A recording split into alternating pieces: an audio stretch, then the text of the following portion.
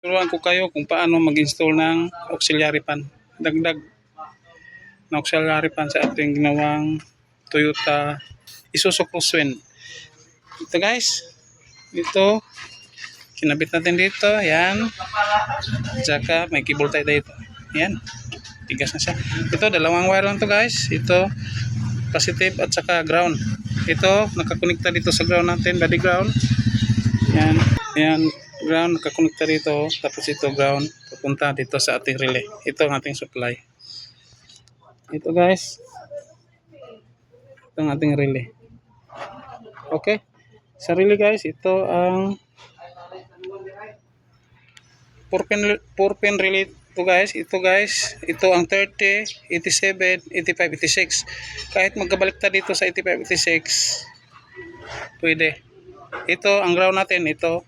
At saka ito ang ating positive galing sa compressor natin. Okay. Ito ang mag-trigger sa kanya na mag-on ang ating relay. Yan. Ito natin yan i-connect guys. Yan. Tapos, okay, naikabit na natin ang ating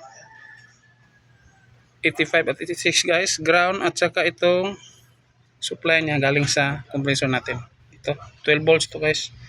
Yan, supply dito sa 86. Kahit magkabaliktad yan.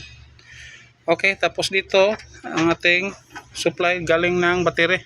Ito, kinabit natin 12 volts. Ito yan, kakonek. At saka ito ang yan, galing battery guys. Ito, dito sa 30. At saka ang ating 87 dito papuntang auxiliary fan. Dito ang kaniyang positive. Okay, ito. Yan. Okay, dito yan sa gitna. 87 to guys, yung sa gitna. Okay. Okay, kabuo na tayo guys. Ito, yan. Ito ang ating fuse. Okay, fuse holder. Okay guys, napakadali lang. Kayang-kaya nyo mag-DIY dito. Okay.